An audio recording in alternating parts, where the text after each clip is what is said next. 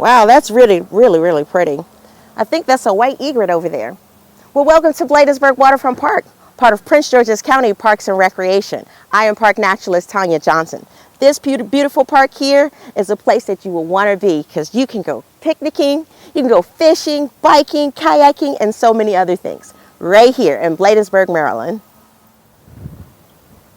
Hi, I'm Rob Walker, Facility Director here at Bladensburg Waterfront Park, and today you have the opportunity to join us on a virtual tour of the Anacostia River. Come with me.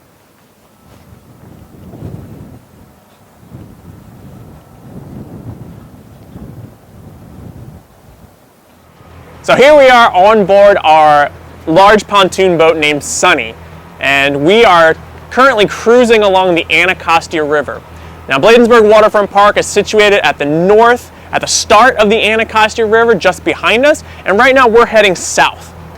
The Anacostia River is a freshwater river. So unlike the ocean, when you go to the beach, which is salt water, our water has very little to almost no salt in it. And so that determines what kind of wildlife can live here, what type of fish, what type of birds can hunt here, turtles, and other wildlife that live in, around, and on the Anacostia. As we head down river, you'll notice plenty of plants and flowers. We're near the end of the summer, so some of the plants are going to start to die back or change color. Over on this side, we have a whole slew of turtles, and they're basking right now on a log. There's about 5 or 6 turtles right over there. And turtles are reptiles, so they're cold-blooded. So they can't change their body temperature to adapt to their surroundings. So if they're cold, they're going to climb out on a log on top of the water and get that sunshine and get that vitamin D. Helps them stay warm, helps them digest their food. It's also for protection too. They're not going to climb on logs on land because guess what? If a predator or something scares those turtles, do you know what they're going to do? They're going to pop right off that log and swim away, right in the water, right there. We have a lot of different kinds of turtles on the Anacostia River.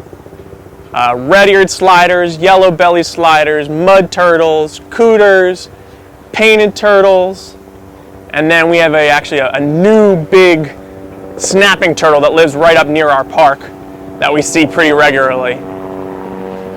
I have something to show you right now. So we were just talking about turtles and some of the turtles that live in and around the Anacostia River. And I have something here. Anybody know what this is? If you said turtle shell, you would be right. So this is actually a snapping turtle shell, one of the largest turtles that you'll find in the Anacostia River. So this is its outer shell, okay? It's covered by these scutes. These are all the different segments. And these actually grow bigger as the turtle gets larger and grows. All right, so just kind of how you think of a tree. When you chop a tree down, you can count the rings to tell you how old the tree is. Same thing with the scutes. You can usually count the lines on a scute to tell how old the turtle is. Now, you might have seen on a cartoon or a TV show at some point a cartoon turtle taking off its shell to go to sleep at night or to take a bath. Well, that's not possible. That's just a thing of cartoon fiction. Actually, the shell grows with the turtle and is attached to the turtle. So if we look underneath here, you'll actually see part of the backbone of the turtle. Because turtles, just like us, are vertebrates, which means they have a backbone, just like you have a backbone. Isn't that fascinating? All right, so we just hopped off our boat Sunny here at a dock, and we're actually still technically in our park right now. We're here at the Bladensburg wetlands. So right behind me, there is a large area of what are called wetlands. It's called a marsh, which is a type of wetland. And wetlands are important in a lot of different ways. They are excellent habitat for a lot of our local animals and plants. They provide a lot of food and shelter and space to grow and spread out, especially to lay eggs and for small fish and frogs to grow until they're able to enter the main stem, the main channel of the river. But most importantly to us as a park and as a community is that the wetlands help filter stormwater. They help filter rainwater. So if you can imagine, if it's raining all over here, then the water is rushing down to the river because the river is the lowest point. But first it has to go through this wetland. And those plants in that area back there helps take out pollution. It actually holds on and traps some of the nitrates and phosphates. It holds on to a lot of the physical trash like bottles and cans and chip bags. It takes all that stuff out. Now it's not perfect. Some of the pollution comes through, But as the water goes through the wetland, it slows down. So it's not eroding and taking a lot of the sediment with it. It's not bringing a lot of the pollution to the main part of the river. All right, so it helps filter and clean the river water in a natural way. It also does that during tides too. So I mentioned tides earlier, about how the high tide will raise the water up and then it will flood into the wetlands, and then that water can actually filter and come back to the river a little bit cleaner and a little bit healthier for the things that live in the river. So this is an area we like to showcase, we like to protect, we like to propagate and grow wetland plants. It's just a beautiful area full of birds and frogs and toads and fish. That is just a rich part of our river ecosystem here. Another aspect of the floods that happen along waterways is some of the debris that comes down the river. So in addition to the water filling up the river and jumping the banks and flooding the area, we also have very large trees and logs that flow down here. Whether they were trapped in a creek or a stream, or whether it's a dead tree that fell over from the storm, we get a lot of large trees similar to this one that flow down the river during large storm events. And so what we need to do is sometimes we need to push them downriver, give them a little nudge, because they get stuck on our docks, they get stuck in our fishing pier, and sometimes we just need to nudge them along so that they go closer to land to decompose, or add a nice feature for turtles to habitate on. So I'm going to take my boat hook right here and see if I can dislodge this one and push it along because it's stuck here on our dock, and send it on its way so it's not trapping pollution or holding up our dock processes.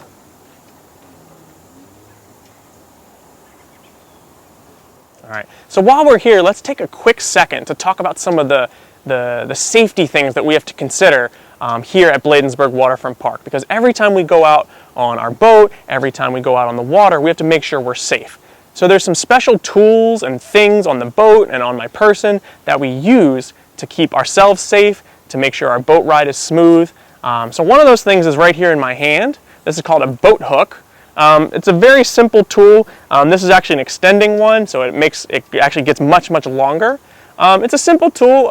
We can help push off things, we can grab things, so we loop onto ropes, we can loop onto our cleats when we're tying off. It's just a good tool to get things close to ourselves or to reach out over the boat without leaning over the boat, so that we can get things that are farther away from the boat. The other thing I want to point out here is called a bumper. All right, so we have these on either side of the boat. There's one back there, one right here. And these help secure the boat when we're tying off to our dock. It's not doing it right now because it's a low profile dock, but it actually helps cushion and bumper the boat, exactly what the name implies, so that the boat isn't constantly hitting up against the dock, especially during rain or storms. It has a nice kind of pillow almost. It's full of air, like a balloon, to help cushion the boat against the dock. The third thing I want to mention right now is my PFD. Of course, anytime you go out on the water, you don't know what conditions you might encounter. You don't know if you're going to end up in the water going for a swim, whether purposefully or accidentally. So you want to have a PFD, and that stands for a personal flotation device, also known as a life vest. Okay, so I have mine tightened up here, snapped up, and this, of course, keeps me afloat. If I ended up in the water, it'll keep me on top of the water as I either rescue myself or I wait for someone else to rescue me. So this is a must anytime we go on a boat. All of our crew, all of our staff, and all of our patrons and customers are required to wear PFDs for any time they're on the river for safety. All right, next up on the boat right back here, we have a life ring. You've probably seen these in TVs and the movies, but they are on boats and on land because sometimes we might encounter a person in distress and we'll need to toss them the life ring, and they'll need to grab onto it and hold onto it to give them a little extra flotation so that we can pull them back to safety, bring them on board the boat, or get them to land or a dock. It has a long rope attached, so we can also pull them in, reel them in that way. Next up, in the front of the boat, we have a safety ladder. In case we ever have to bring someone on board the boat. You don't want to have to go from floating in the water to climbing up this big wall of boat. So we have a ladder that actually hooks onto the edge of the boat and extends down into the water. So you can just hold onto the ladder and climb the ladder safely onto the boat. And the last thing is our captain console with plenty of with our throttle and of course our steering wheel, with our radio to call for help and to communicate with the park office, emergency lights, and all sorts of features up there that keep the boat running smooth. All right, as we continue on our journey here at the Anacostia River aboard Sunny, we're going to keep heading south, and in just a couple minutes we'll be heading under two bridges. The first one is New York Avenue, or Route 50, and the following one is an Amtrak bridge, a train bridge. And once we go under that first bridge, New York Avenue, we will be in Washington, D.C. We will be leaving Prince George's County, Maryland, and entering Washington, D.C. So as we head downriver and keep our eyes open, keep our ears open to see what we can find and see. We have plenty of wildlife along the river here. We have egrets. We have something splashing over here. What is going on?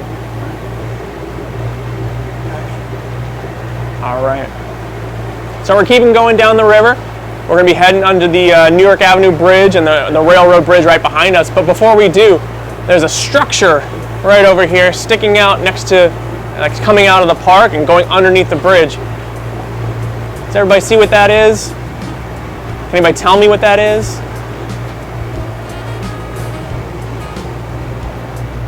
It's not construction. It's not a barge. It is a trail. So that is a trail that comes down from our park. It's called the Anacostia River Trail. And it heads down from our park, heads south through the wetlands and through the park, and then goes underneath these bridges and heads down into the side. We'll see one of those birds I was just telling you about, the white egret. There's actually two of them over there. And they hang out on the shallows of the water on the river's edge. See how they have long, thin necks? What do you think they're doing over there? What do you think they're looking for? That's right, they're looking for food. They're looking for fish.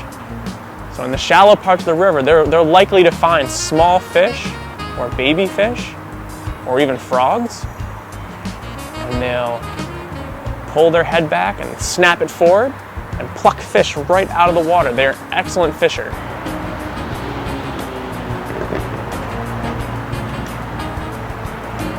So this is New York Avenue, Route 50. It's actually a highway that crisscrosses the entire United States from Ocean City, Maryland, all the way to Sacramento, California.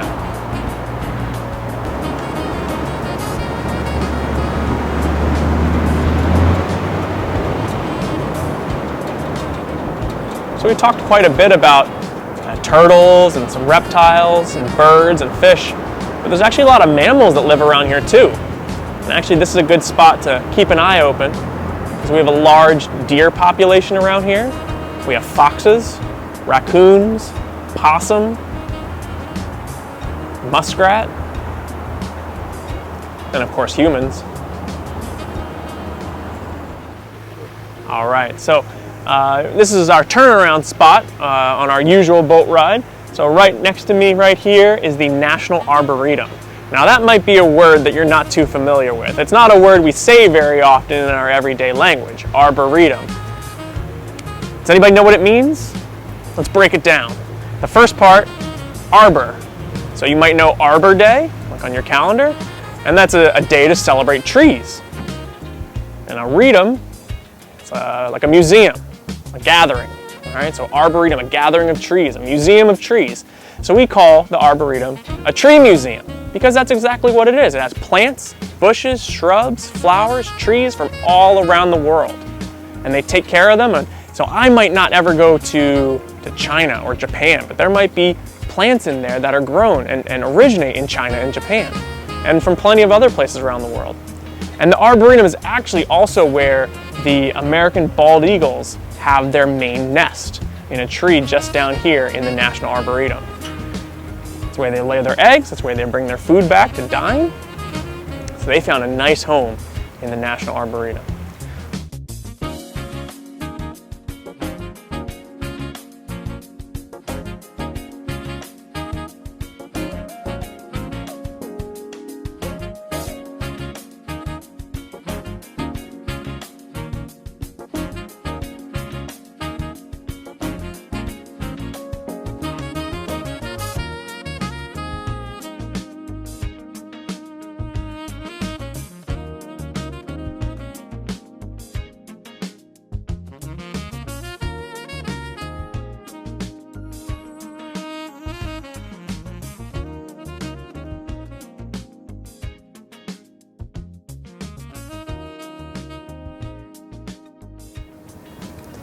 Bladensburg Waterfront Park is one of the best places you can go to get a good catch, right here on the Anacostia River. A fun activity that you can do at Bladensburg Waterfront Park is kayaking, like with Mr. Rob over there. You can also go canoeing, paddle boating, or rowboating, or even ride on our big pontoon boat. Another one of the activities that you can do at Bladensburg Waterfront Park is go biking on the Anacostia River Trail. This trail will take you all the way downtown DC at Nat Stadium and points beyond. You can rent bikes right here and have a blast in the park. Well, I hope you enjoyed learning all about Bladensburg Waterfront Park and the beautiful Anacostia. For more information, go to pgparks.com and we will see you in the park.